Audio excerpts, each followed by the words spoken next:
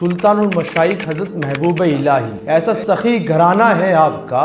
हर जुम्मा को आप तजरीद फरमाया करते थे, यानी खानकाहों के तमाम अंबार खानों में जो कुछ होता सबको तकसीम फरमा दिया जाता, तमाम हुजरे और तमाम अंबार खानों को खाली कर दिया जाता और उसमें झाड़ू लगा दी जाती और उसके बाद फिर सुल्तानुल मशाइख हज़रत महबूब इलाही नमाज जुम्मा अदा फरमाने के लिए जाया करते थे।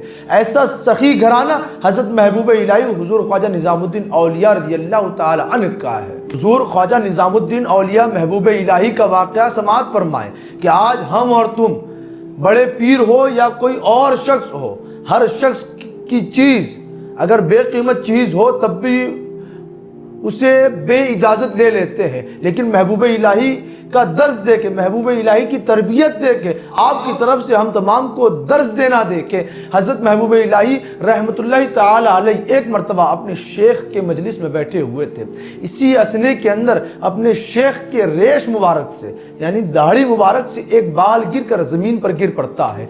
हज़रत महबूब इलाही आप उल्फत मोहब्बत और अपने पीर से लगन के अंदर आप हज़रत महबूब इलाही अपने शेख के दरबार में हाजिर होते हैं और उस बाल मुबारक को, उस रेशे मुबारक से जुदा होकर जो बाल ज़मीन पर गिरा था उससे हाथ में लेते हैं। हाथ में लेने के बाद शेख के कदमों में गिर पड़ते हैं और गिरने के बाद आप अर्ज करते हैं कि हुजूर आपके रेश मुबारक से एक बाल ज़मीन पर गिर पड़ा है, आपकी इजाज़त हो तो मैं उसे ले लूँ, इसकी जान से ज़्यादा हिफाजत करूँगा। हज़रत महबूब इलाही अर्ज करते हैं कि हुजूर अगर आपकी इजाज़त हो तो इस बाल को ले लूँ मैं और साथ ही साथ जान से ज़्यादा इस बाल की हिफाजत करूँगा। आपके शेख फरमाते हैं कि जो जी चाहे आप करें। मेरे कौम के नौजवानों समाअत फरमाएं, हज़रत महबूब इलाही रज़ियल्लाहु ताला अन्हु ने उस बाल को बड़े तकरीम के साथ, बड़े इज्जत के साथ लिया और उस बाल को एक कपड़े में लपेटा और लपेट कर तावीज़ बना लिया। महबूब इलाही फरमाते हैं कि मैं उस तावीज़ को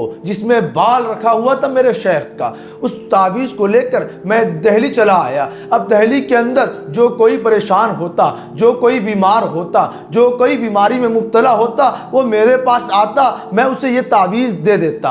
अब तावीज़ दे देता तो तावीज़ वो शख्स लेकर चला जाता घर और कुछ दिन तक उस तावीज़ को अपने घर रखता और जब उसको शफा मिल जाती, जब उसको अल्लाह की जानिब से शिफा मिल जाती, अल्लाह की तरफ से शिफा हो जाती, तो वो तावीज़ लेकर वापस मेरे दरबार में आता और मुझे वापस रिटर्न कर देता, मुझे वापस कर देता।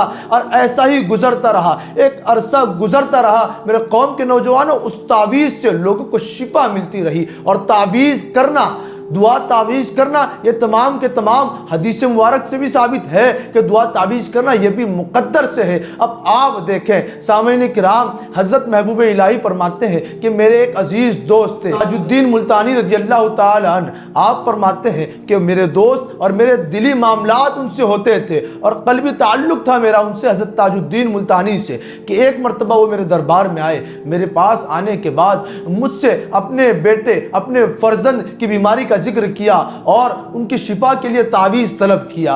मुअज़्ज़ज़ सामईन किराम, हज़रत महबूब इलाही रज़ियल्लाहु ताला अन्हु इरशाद फरमाते हैं कि जिस ताक में मैं तावीज़ रखा करता था उसी ताक में मैंने तावीज़ रखा था, लेकिन जैसे ही मैं उनके बच्चे के लिए, ताजुद्दीन मुल्तानी के बच्चे की शिफा के लिए उस तावीज़ को उस ताक से लेने के लिए गया तो क्या देखता हूँ कि वो तावीज़ उस ताक में नहीं है। आप फरमाते हैं कि मैंने बहुत तलाश किया लेकिन वो तावीज़ नहीं मिला। मेरे कौम के नौजवानों, बिल आखिर महबूब इलाही के वो दोस्त ताजुद्दीन मुल्तानी के लड़के का उसी मर्ज में इंतकाल हो गया। वो लड़का इसी मर्ज में इंतकाल हो गया। उसके बाद कुछ अरसे के बाद एक शख्स आपके पास फिर से आता है, आने के बाद फिर से तावीज़ तलब करता है। अब सैयदना सरकार महबूब इलाही हुजूर ख्वाजा निज़ामुद्दीन औलिया उस ताक में नज़र करते हैं। अब जैसे ही नज़र करते हैं, निगाह पड़ती है उस तावीज़ पर, दिल ही दिल में आप पुकार उठते हैं कि सुभान अल्लाह, ताजुद्दीन के बेटे को अजल आनी थी, ताजुद्दीन के बेटे को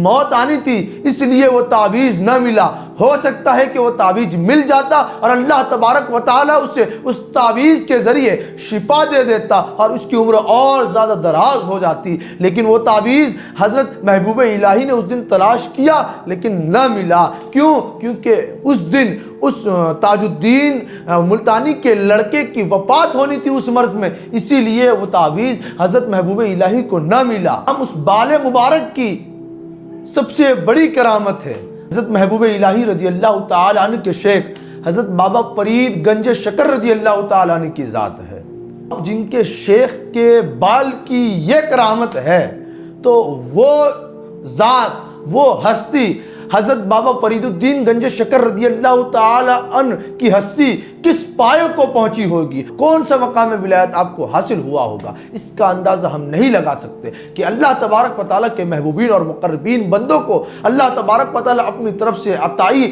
نعمتیں عطا فرماتا ہے۔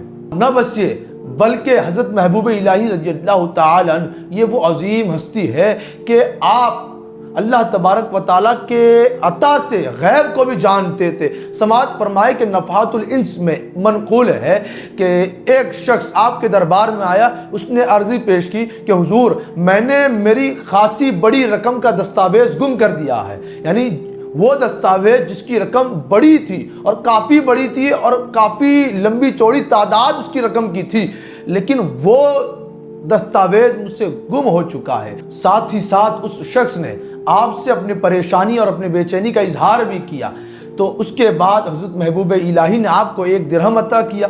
1 درہم عطا کرنے کے بعد کہا کہ حلوائی کی دکان سے حلوہ لے کر حلوے کو غریبوں میں تقسیم کر دینا، مسکینوں میں تقسیم کر دینا۔ اب جیسے ہی وہ شخص حلوائی کی دکان پر پہنچتا ہے اور کہتا ہے کہ 1 درہم کے عوض مجھے حلوہ دے دو، اب جیسے ہی وہ حلوائی حلوے کو ایک کاغذ میں دیتا ہے، اب کیا دیکھتا ہے کہ جس حلوائی نے جس حلوے کو ایک کاغذ میں دیا وہ کاغذ کوئی اور نہیں بلکہ وہ کاغذ اس شخص کا گم شدہ دستاویز تھا۔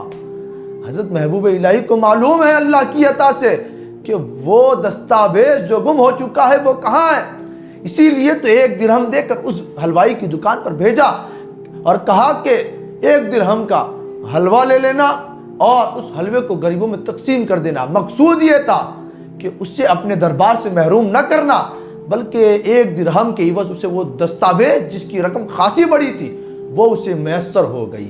حضرت محبوب الہی رضی اللہ تعالی عنہ کی ذات بڑی بلند و مرتبہ کی حامل ہے اور آپ کا مقام و مرتبہ بڑا اعلیٰ ہے۔